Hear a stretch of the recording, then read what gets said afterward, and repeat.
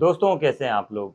दोस्तों देखिए, पत्नियों के द्वारा जिस तरह से 498 ए की झूठी एफआईआर दर्ज करवाई जाती है, उसमें अलग अलग तरह के झूठे एलिगेशंस लगाए जाते हैं पति के खिलाफ, अपने सास और ससुर के खिलाफ, देवर के खिलाफ, ननद के खिलाफ।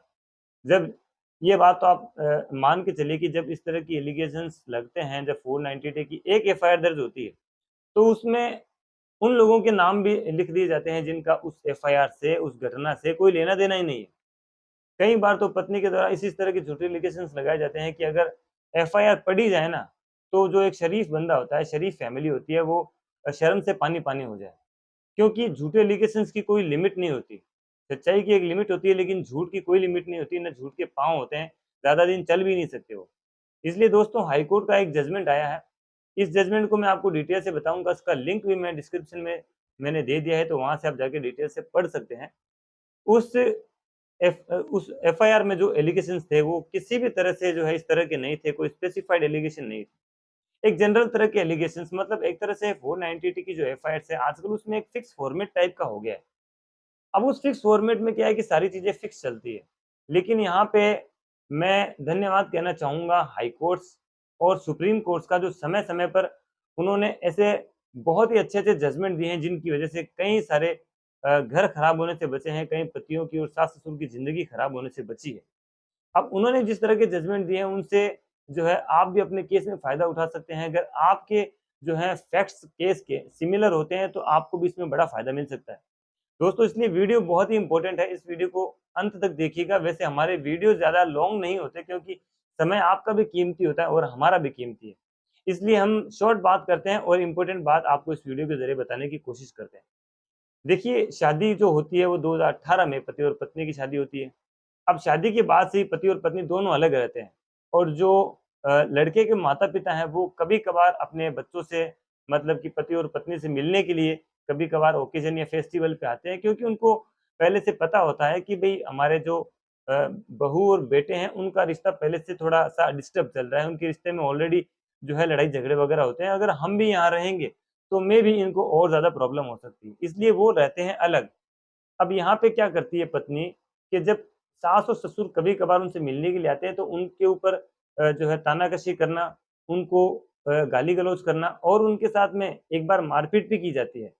हालाँकि इस मारपीट की शिकायत जो है पुलिस थाने में दर्ज करवाई जाती है माता-पिता के द्वारा, जो लड़के के माता-पिता हैं उनके द्वारा। तो उसके बाद क्या होता है कि यहाँ पे एक चीज़ और बताऊँ दोस्तों, इसमें जब पत्नी के द्वारा घर छोड़ा जाता है 2020 में, 17 फरवरी 2020 में पत्नी के द्वारा घर छोड़ दिया जाता है, तो उसके द्वारा एक मैसेज पति को तो किया जाता है, उसमें लिखा होता है कि सेफली अराइवल, मतलब मैं सही सलामत पहुँच गई हूँ। और दोस्तों, उसके 2 दिन के बाद में ही पत्नी के द्वारा 498 की एफआईआर दर्ज करवाई जाती है।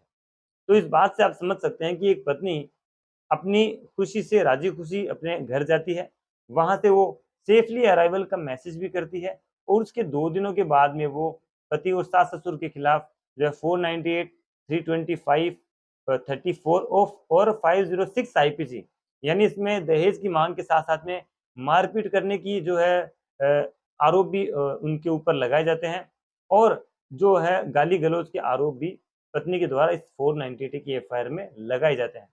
तो यहाँ पे ये एलिगेशंस बिल्कुल झूठे थे, क्योंकि ऐसी कोई पत्नी के साथ में मारपीट नहीं हुई थी, और जो पत्नी है उसको मेंटली डिसऑर्डर भी था, उसको एक मानसिक विकृत थी, उसको दौरे भी पड़ते थे दिमागी तौर से, वो स्वस्थ नहीं थी।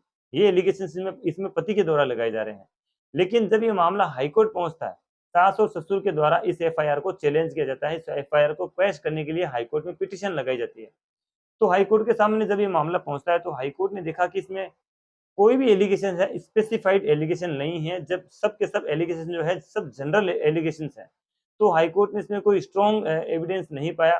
देखिए, जब आपके मामले में जब कोई इस तरह की एविडेंस आपके पास है, तो उसको डिटेल से तो आप ट्रायल कोर्ट में बताएँगे, लेकिन अगर आपको मामला क्वैश करवाना है, तो आपके पास में एक स्पेसिफाइड जो है डिफेंस होना चाहिए आपकी एफआईआर को झूठी साबित करने के लिए, और उस एफआईआर को क्वैश करने के लिए। तो यहाँ पे माता-पिता ने इस बात पे ज़ोर दिया कि पहली बात तो पत्नी के द्वारा एक बार जो मारपीट की गई थी, उसकी शिकायत सास-ससुर के द्वारा पहले ही करा दी गई, तो उस शिकायत के बारे में भी उन्होंने हवाला दिया, और जो पत्नी है, वो मानसिक तौर से पीड़ित है, इस बात का हवाला भी दिया गया। तो हाई कोर्ट में कुछ डॉक्यूमेंट्स भी इसके सामने हाईकोर्ट के सामने प्रोड्यूस किए गए।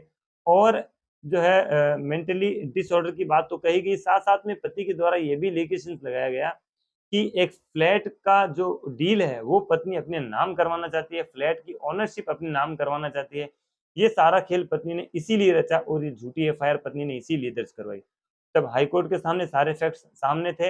हाईकोर्ट से अपना फैसला बिल्कुल क्लियर देने के जो है मूड में था और हाईकोर्ट ने यही फैसला दिया कि पत्नी ने जो एलिगेशंस लगाए हैं, जो आरोप लगाए हैं, जो एफआईआर दर्ज करवाई है वो बिल्कुल झूठी है। ऐसी कोई भी एफआईआर बनती नहीं है। जो आरोप पत्नी ने लगाए हैं वो बिल्कुल झूठे हैं। इस तरह से हाईकोर्ट ने उस एफआईआर को क्वैश करते हुए पति और पति के जो माता-पिता हैं यानी सास-ससुर उनको बहुत बड़ी राहत दी है। दोस्तों आपके मामले को भी आपको चेक करना पड़ेगा। अगर आपके खिलाफ इस तरह की कोई एफआईआर दर्ज हो चुकी है जिसमें कि सिर्फ और सिर्फ फॉर्मल एलिगेशंस लगाए गए हैं, जो एक फॉर्मेट में दिखाई पड़ती है एफआईआर, तो उस एफआईआर को आप चैलेंज कीजिए और उसको क्वैश करवाइए। दोस्तों वीडियो अच्छा लगा तो लाइक करें, शेयर करें। इस वीडियो को मैं ज़्यादा से ज़्यादा शेयर करने का आपको इसलिए कहता हूँ क्योंकि ऐसे कई पति हैं जो बेचारे झूठे ही ऐसे मामलों में फँसे हुए हैं और उनको इस तरह की नॉलेज कहीं से नहीं मिलती है। तो अगर ये वीडियो उनकी तरफ जाता है तो उनको बहुत फ़ायदा होगा। दोस्तों वीडियो को लाइक करें, शेयर करें, बने रहिए हमारे साथ में ऐसे ही इन्फॉर्मेटिव वीडियोज़ के लिए। ख्याल रखिए, सुरक्षित रहिए, तब तक के लिए जय हिंद दोस्तों।